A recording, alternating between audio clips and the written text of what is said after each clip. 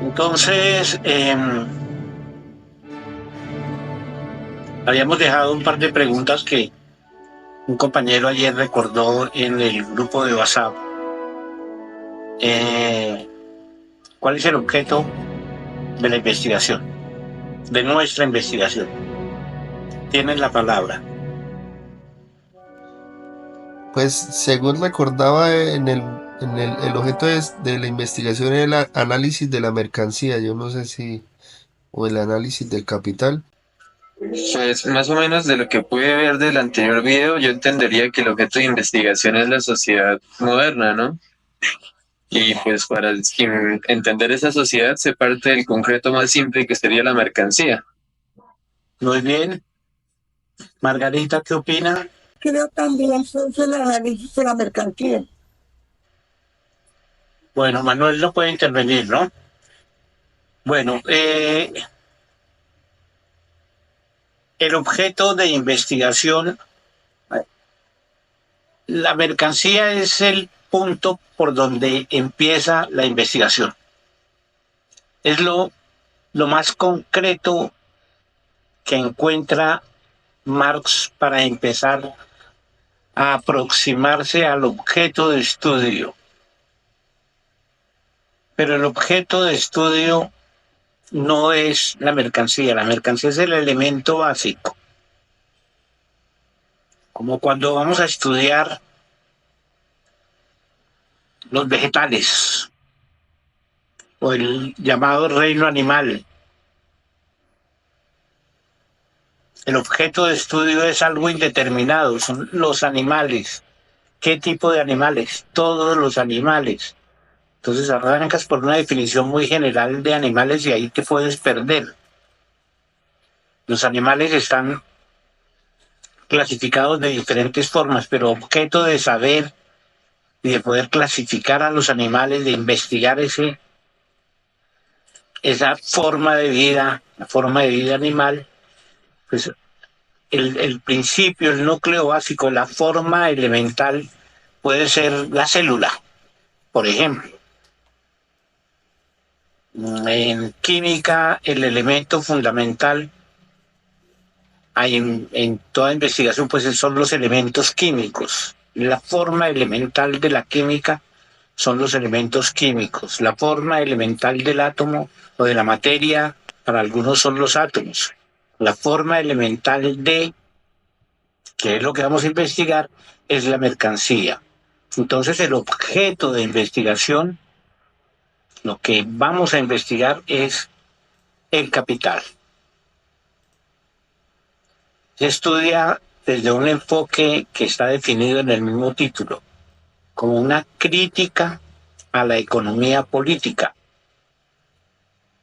En el primer tomo se estudia la producción del capital, cómo se produce el capital, cómo arranca, cómo se genera el capital. En el segundo tomo se estudia cómo circula el capital, cómo se reproduce también el capital. Y en la tercera parte se estudia en conjunto el modo de producción capitalista. Entonces el objeto de estudio es el capital, que es una abstracción. Capital todavía no sabemos qué es. Nos vamos a aproximar a comprender lo que es el capital desde una perspectiva científica a partir del estudio de la mercancía. ¿Quiénes vieron el video de Amílcar París sobre los Grundice? Yo lo vi. ¿Y recuerdas algo que te haya llamado la atención de ese capítulo? Pues la exposición metodológica, ¿no? Del proceso analítico sintético. Sí,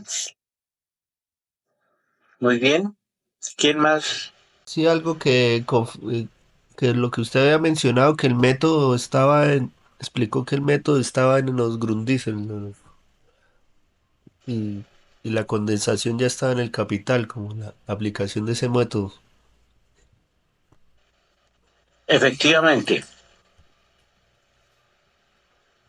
los Grundrisse son los manuscritos que toma Marx a lo largo de la fase más difícil y compleja de la investigación, de su investigación, que hace nuestra investigación.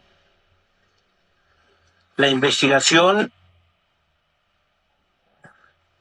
en la Biblioteca Británica de Londres y sus investigaciones, su consecución de material de muy diversa índole, la información que buscaba y no encontraba en el Museo Británico, que era muy poca, porque allí se recompilaba buena parte de la información de la época, casi de manera actualizada, pues la conseguía a través de sus redes, de sus contactos. Hizo mucha investigación empírica, mucho trabajo de campo, Marx, y en eso contó con la ayuda, el apoyo y la codirección de Engels. Aquí en la investigación del Capital participó mucha gente. El eje, la cabeza, el líder de ese gran equipo de investigación fue sin duda Marx, con la colaboración fraterna y constante y de gran altura y valor intelectual de Engels, codirector de la gran investigación. Un hombre de extraordinaria importancia en la producción científica del marxismo. Pero hubo una gente, gran cantidad de gente, dirigentes obreros, sindicales, intelectuales, de toda índole en toda Europa, que colaboraron con la investigación. Marx escribía permanentemente pidiendo informes, visitaba las fábricas, observaba las condiciones, el movimiento de las mercancías en los puertos, en fin, tenía desarrollaba un trabajo ingente, laborioso y metódico, porque un trabajo sin método, un trabajo de esa índole sin método, pues no puede arrojar buenos resultados, visibles, tangibles. No, él trabajaba metódicamente, es decir, con método. ¿Y cuál es el método de Marx? Entonces Marx en los Grundrisse reúne, compila todas las notas, materia de su investigación y arma con esas notas una estructura, el esquema, el boceto general de la obra del Capital, que viene a ser, el texto del Capital viene a ser el informe final de esa investigación grandiosa. Entonces, por eso es tan importante que cuando vamos a leer el Capital, a aproximarnos al Capital, tengamos claro cuál es el objeto de ese texto, cuál es el carácter, el significado que tiene. Es el informe de esa gran investigación que adelantamos, lo digo en plural, sobre el Capital. Ese informe, el gran director lo pudo publicar, el primer tomo, en vida, corregir y perfeccionar y mejorar. Era bastante exigente con el estilo y riguroso con la información. Y en el primer tomo ya se plasma, se ve el resultado final de esa investigación, de ese trabajo metódico. Es decir, en el Capital, en el texto, se ve reflejado, particularmente en el primer tomo que pudo ser verificado por Marx en vida, allí se plasma toda toda esa investigación, decía, y nos muestra sus descubrimientos. Hay que tener en cuenta que Marx ve por primera vez y describe, esa es su función, por primera vez fenómenos, acontecimientos, aspectos de la realidad que nunca antes ningún pensador había indagado. ¿Cuáles son esos aspectos de la realidad que Marx encuentra en el desarrollo de la investigación y que antes no habían sido suficientemente desarrollados por el pensamiento humano o habían sido vistos de una manera no científica, idealista, romántica, inadecuada, que no da cuenta de esa realidad? Es que Marx es una especie de descubridor de un nuevo mundo, del mundo, no del capital, algo que rebasa el capital, y es un filósofo, un pensador que piensa sistemáticamente y también metódicamente la humanidad, la sociedad humana, las sociedades humanas a lo largo de la historia.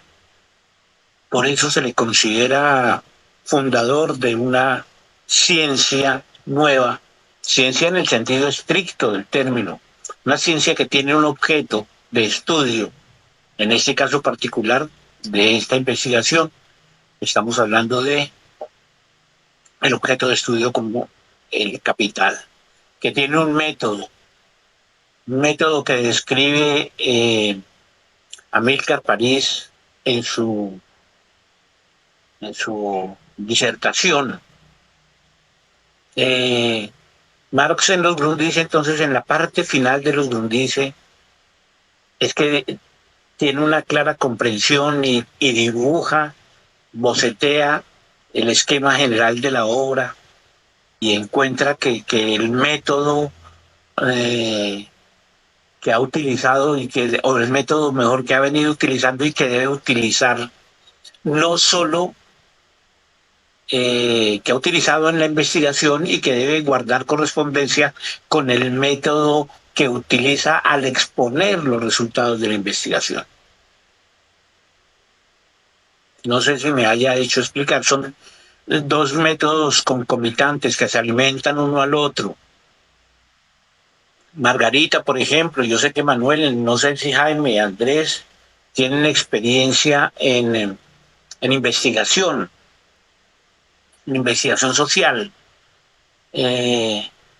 y saben muy bien que el problema que el método es el camino para llegar a ese objeto, para investigar, para indagar sobre ese objeto.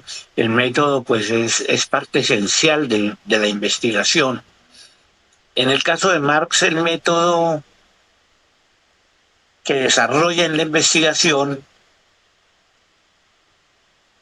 lo plantea también en su informe de resultados de la investigación, por decirlo de alguna manera. Lo plasma en los resultados de la investigación, pero lo describe en los borradores que utilizó para escribir ese informe final, esos resultados de la investigación.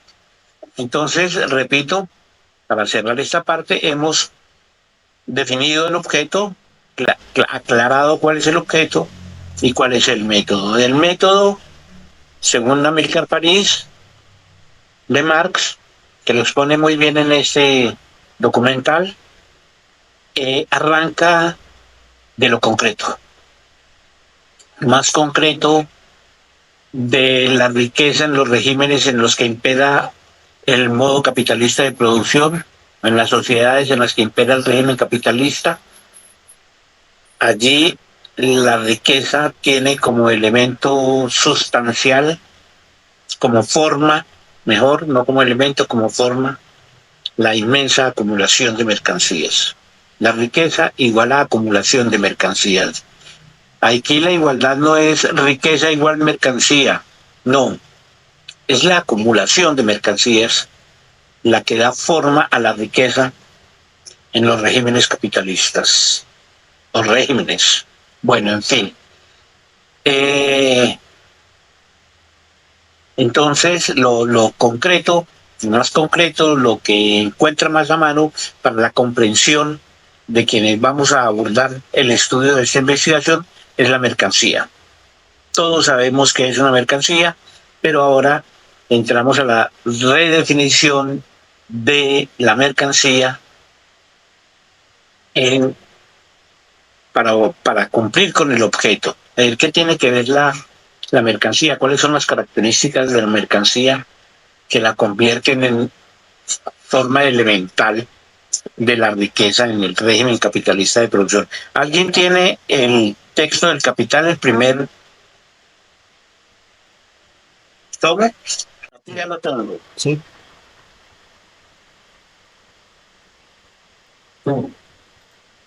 Decimos entonces, la mercancía es, en primer término, un objeto externo, una cosa apta para satisfacer necesidades humanas de cualquier clase que ellas sean. El carácter de esas necesidades, el que broten, por ejemplo, del estómago, de la fantasía, no interesa en lo más mínimo para estos efectos. Para estos efectos quiere decir, para esta investigación, está acotando. Esto no es lo que vamos a estudiar y por eso recomendamos la lectura o consultas de Manfred Masnev para integrarnos un poco más respecto a la teoría de las necesidades e intereses sociales. Tampoco nos interesa para efectos de esta investigación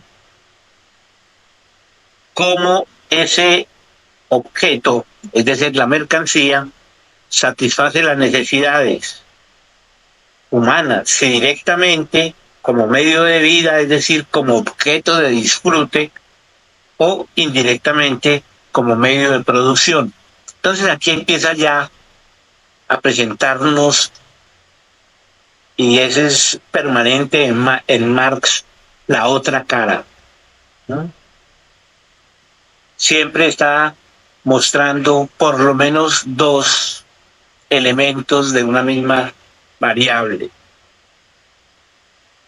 No importa, dice acá,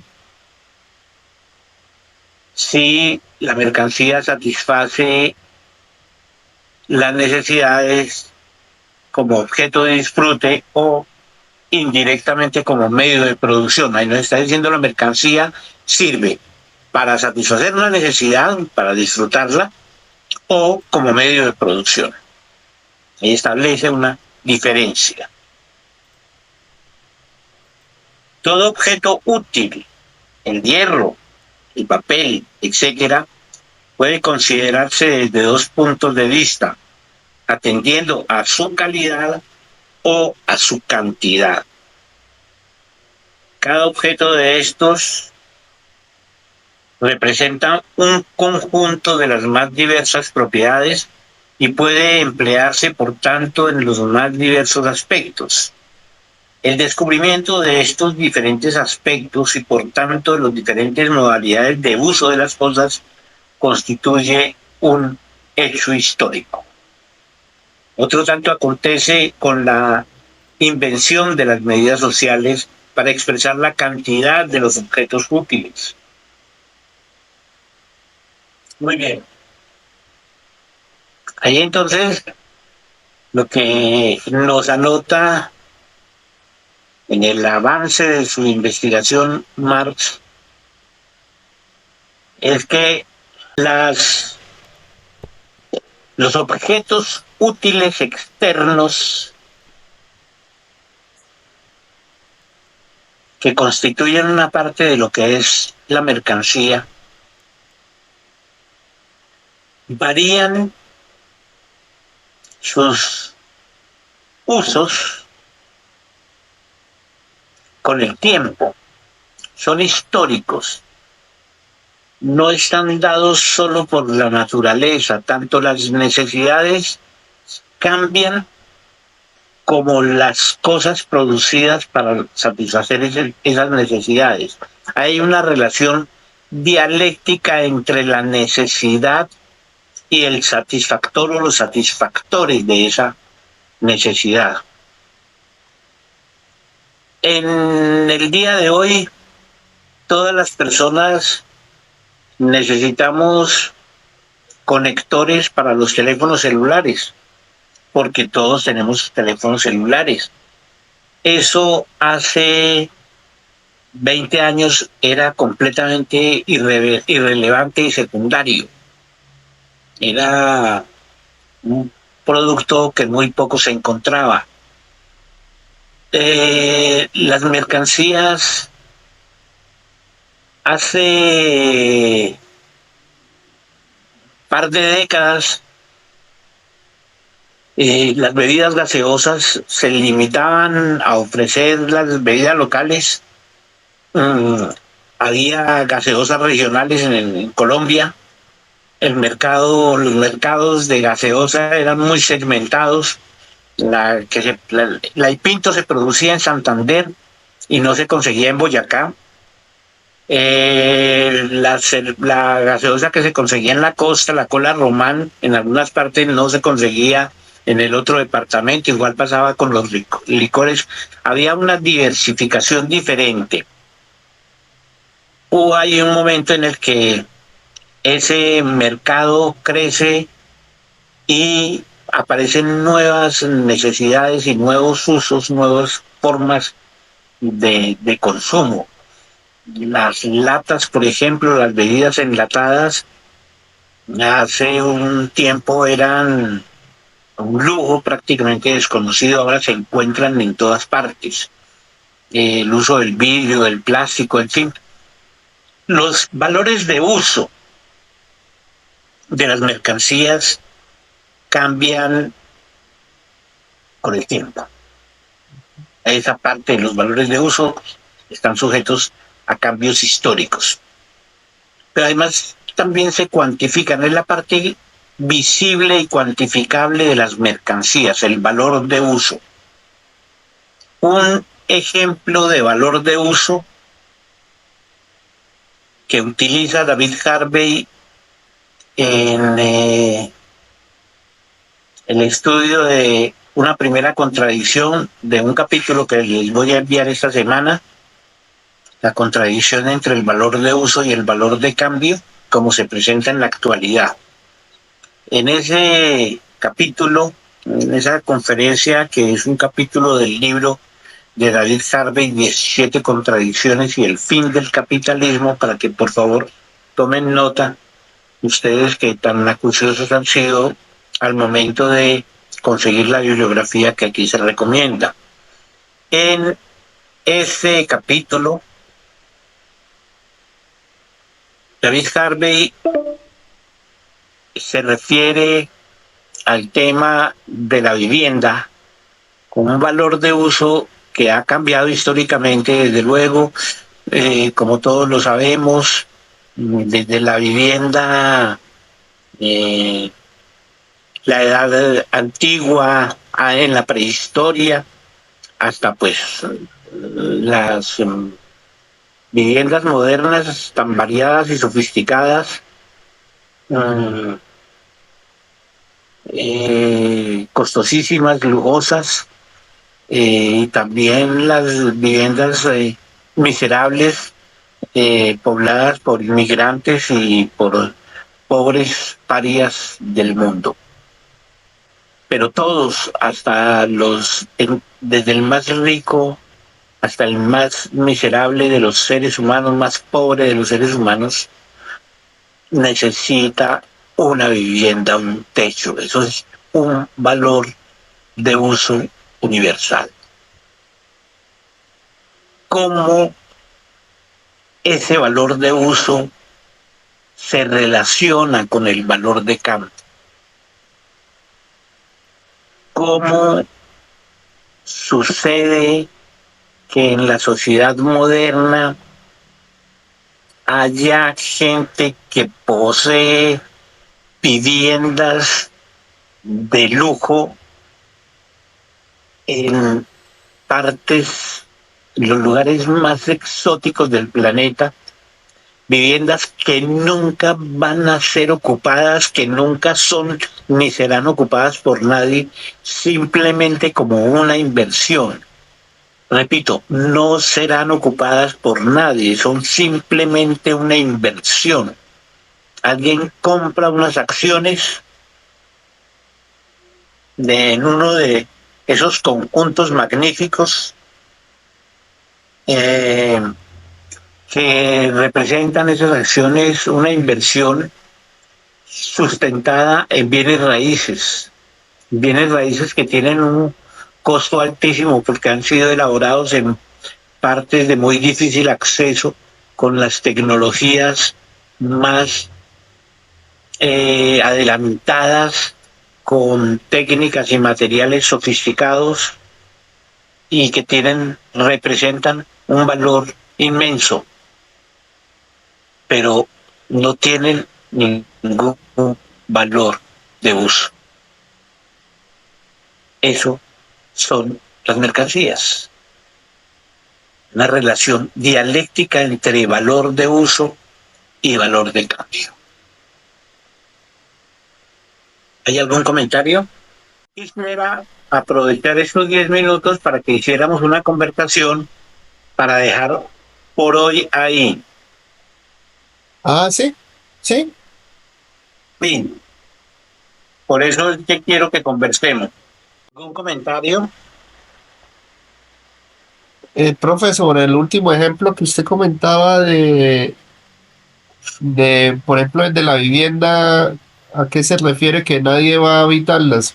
¿Por qué nadie las habitaría? De pronto que en la Porque luna, sí, o algo así. son tan costosas y vivir allá es tan costoso que nadie las renta. Son inversión pura. Ya.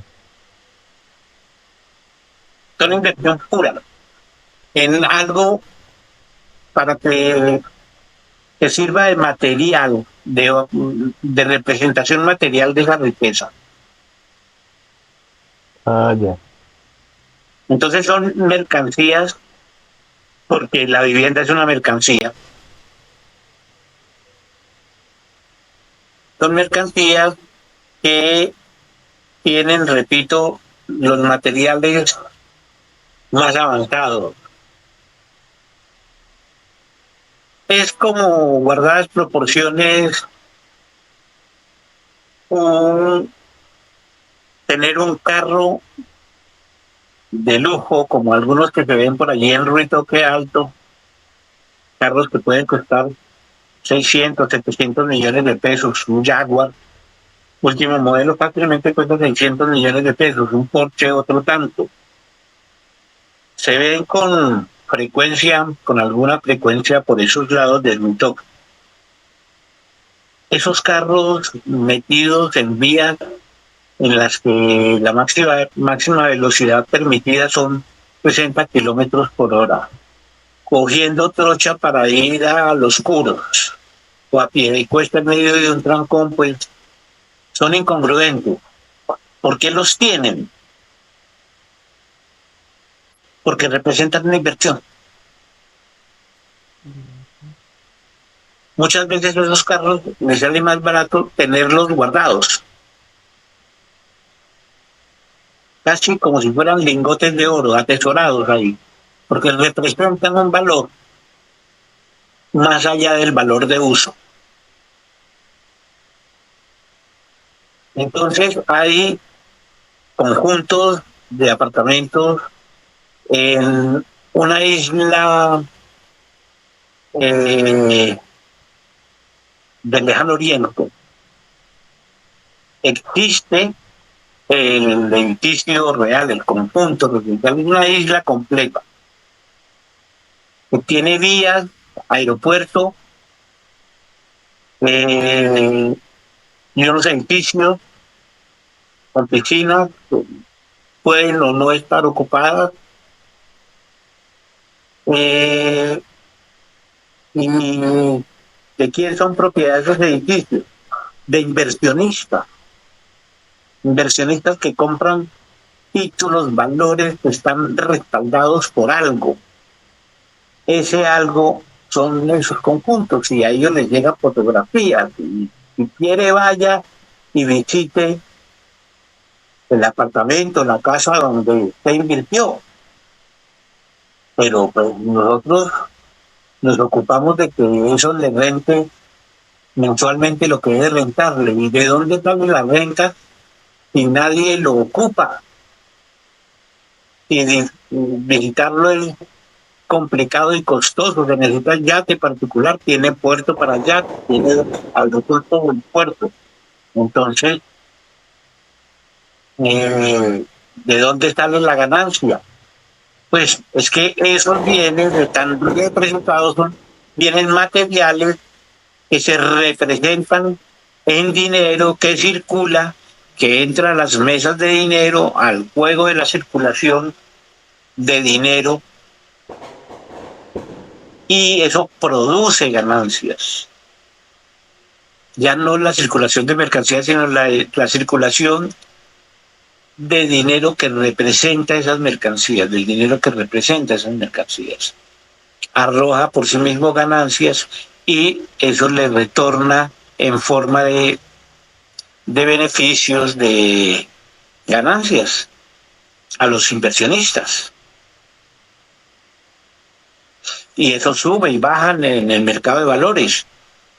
Hoy, por ejemplo, lo que está sucediendo en Ucrania es que unos inversores de todo el mundo, de los más poderosos, una casa de inversiones, pues un centro del capitalismo que se llama BlackRock,